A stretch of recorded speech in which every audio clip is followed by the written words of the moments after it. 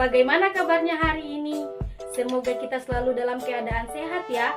Sebelum itu, teman-teman tahu tidak bahwa seiring berkembangnya zaman, media pembelajaran juga ikut berkembang pesat. Maka dari itu tak heran jika media pembelajaran itu sangat bermacam-macam. Oleh karena itu, perkenalkan, nama saya Rizkia dari Prodi PGSD semester 3 STKIP Pelita Nusantara Buton akan mengajak teman-teman untuk mengenal lebih dalam tentang media pembelajaran. Jadi untuk teman-teman jangan lupa nonton sampai selesai ya, agar teman-teman bisa memahami tentang apa itu media pembelajaran. Oke teman-teman, let's go! Baiklah teman-teman, poin pertama yang akan saya bahas tentang pengertian media pembelajaran. Kata media berasal dari bahasa Latin, medius, yang secara harfiah berarti tengah, perantara, atau pengantar. Dalam bahasa Arab, media adalah perantara atau pengantar pesan dari pengirim kepada penerima pesan. Media pembelajaran adalah alat-alat yang digunakan dalam pembelajaran untuk membantu guru dalam menyampaikan materi kepada siswa dan untuk mempermudah siswa dalam memahami pelajaran sehingga tercapainya tujuan pembelajaran. Poin kedua di sini, saya akan membahas tentang fungsi dan manfaat media pembelajaran. Akan tetapi, saya akan membahas tentang fungsi media pembelajaran terlebih dahulu, yaitu yang pertama, membangkitkan motivasi belajar, kedua, mengulang apa yang telah dipelajari, ketiga, menyediakan stimulus belajar, keempat, mengaktifkan respons siswa, kelima, memberikan umpan balik dengan segera, dan yang terakhir, menggalakkan atau memberi semangat latihan yang serasi. Itulah tadi fungsi media pembelajaran. Untuk selanjutnya, saya akan membahas tentang manfaat media pembelajaran, yaitu yang pertama, penyampaian materi dapat diseragamkan. Kedua, proses pembelajaran menjadi lebih jelas dan menarik. Ketiga, proses belajar menjadi lebih interaktif. Keempat, jumlah waktu belajar mengajar dapat dikurangi. Kelima, kualitas belajar siswa dapat ditingkatkan. Keenam, proses belajar dapat terjadi di mana saja dan kapan saja. Ketujuh, sikap positif. Dan yang terakhir, peran pengajar dapat berubah ke arah yang lebih positif dan produktif.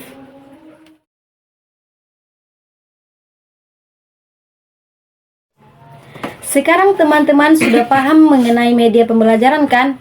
Oke, baik. Saya akan menjelaskan tentang media pembelajaran berbasis TIK. Jadi, media pembelajaran berbasis TIK adalah alat yang digunakan dalam pembelajaran dengan memanfaatkan teknologi informasi dan komunikasi.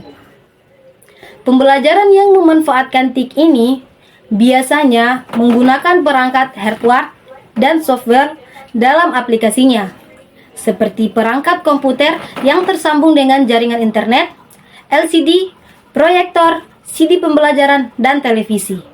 Selanjutnya, kita masuk di prinsip-prinsip media pembelajaran berbasis TIK, yaitu yang pertama adalah efektif dan efisien. Kedua, optimal. Ketiga, menarik. Dan yang keempat, merangsang daya kreativitas berpikir belajar. Oke, selanjutnya macam-macam media pembelajaran berbasis TIK, yaitu yang pertama media auditif. Di sini media yang dimaksudkan adalah lebih mengandalkan kemampuan suara yang digunakan untuk merangsang indera pendengaran, contohnya seperti radio. Yang kedua, media visual. Media visual adalah media yang mengandalkan indera penglihatan, contohnya seperti gambar. Dan yang ketiga adalah media audiovisual. Media audiovisual adalah media yang mempunyai unsur suara dan unsur gambar, contohnya seperti film.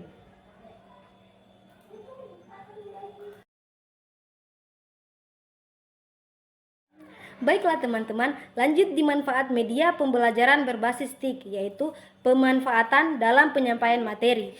Pembelajaran lebih interaktif dan memudahkan siswa dalam pembelajaran, waktu dan tenaga akan lebih efisien, dapat menumbuhkan semangat siswa dan dapat meningkatkan hasil belajar siswa.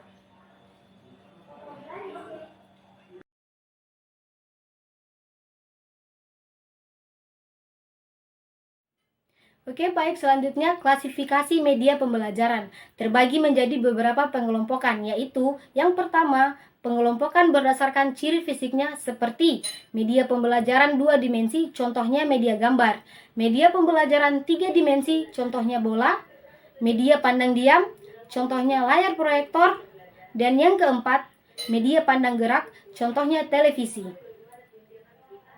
Kedua, pengelompokan berdasarkan unsur pokoknya seperti media audio, contohnya radio, media visual, contohnya media gambar, media cetak, contohnya seperti buku, modul, dan media still visual, contohnya slide, dan film strip, media motion visual, contohnya silent film atau film bisu.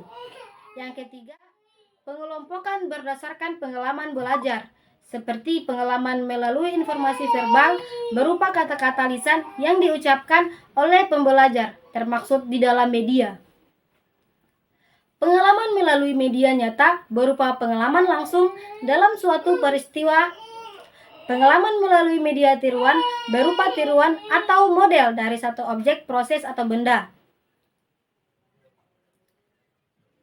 Keempat, pengelompokan berdasarkan penggunaan seperti berdasarkan jumlah penggunaan, contohnya media pembelajaran yang penggunaannya secara individual oleh peserta didik seperti kotak unit pengajaran, media pembelajaran yang penggunaannya secara berkelompok, dan media pembelajaran yang penggunaannya secara massal seperti televisi dan radio.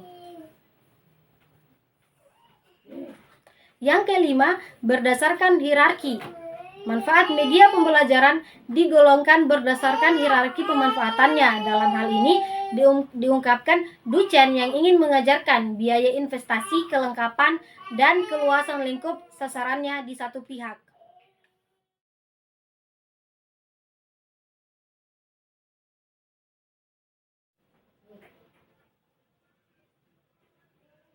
Baiklah teman-teman, selanjutnya saya akan menjelaskan lingkungan sebagai media pembelajaran.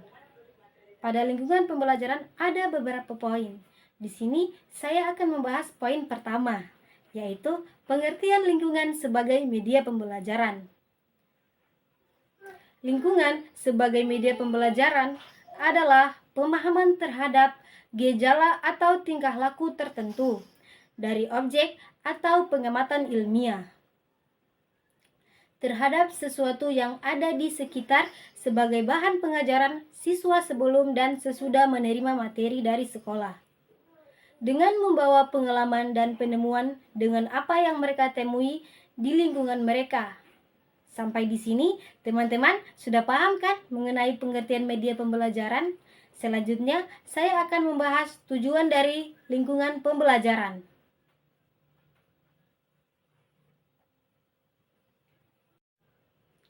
Oke, selanjutnya tujuan lingkungan media pembelajaran. Ada beberapa tujuan utama, yaitu menggunakan lingkungan sebagai media pembelajaran adalah meningkatkan kesadaran lingkungan, maksudnya dengan memahami bagaimana tindakan kita mempengaruhi lingkungan. Kedua, pembelajaran aktif. Maksudnya di sini siswa dapat mengeksplorasi, mengamati, dan mencoba berbagai hal sehingga mereka benar-benar terlibat dalam proses belajar. Ketiga, pengembangan keterampilan. Maksudnya, siswa dapat mengembangkan berbagai keterampilan seperti kemampuan melihat, menganalisis, menyelesaikan masalah. Keempat, penyadaran dampak lingkungan. Di sini maksudnya siswa dapat memahami dampak tindakan manusia terhadap lingkungan, contohnya seperti polusi udara dan pencemaran air. Kelima, pemahaman tentang keanekaragaman, maksudnya siswa diajarkan untuk mengetahui tentang keanekaragaman hayati dan budaya lingkungan mereka. Kelima, mendorong inovasi, maksudnya dengan menggunakan lingkungan sebagai sarana pembelajaran bisa menjadi sumber ide segar untuk penemuan baru dan ide kreatif bagi siswa. Itulah beberapa tujuan lingkungan sebagai media pembelajaran. Sampai di sini, teman-teman tentu sudah paham mengenai tujuan lingkungan sebagai media pembelajaran. Selanjutnya, saya akan membahas jenis lingkungan pembelajaran.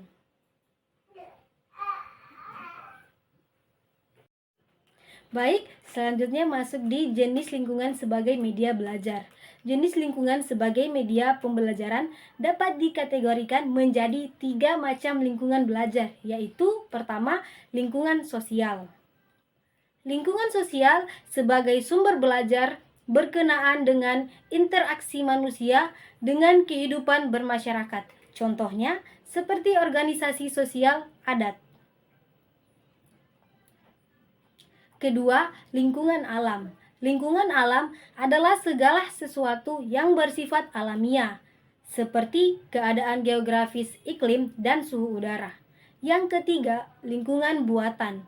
Lingkungan buatan adalah lingkungan yang sengaja diciptakan atau dibangun manusia untuk tujuan tertentu yang bermanfaat bagi manusia. Contohnya, seperti irigasi, pengairan, dan bendungan.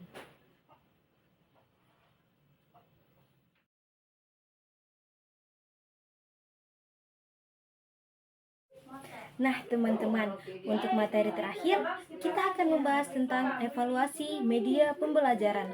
Ada beberapa poin yang akan saya bahas di sini. Pertama, pengertian evaluasi. Evaluasi belajar dan pembelajaran adalah proses untuk menentukan nilai belajar dan pembelajaran yang dilaksanakan dengan melalui kegiatan penilaian atau pengukuran belajar dengan pembelajaran. Dengan adanya informasi, peserta didik dapat mengetahui sejauh mana keberhasilan yang telah dicapai selama mengikuti pendidikan.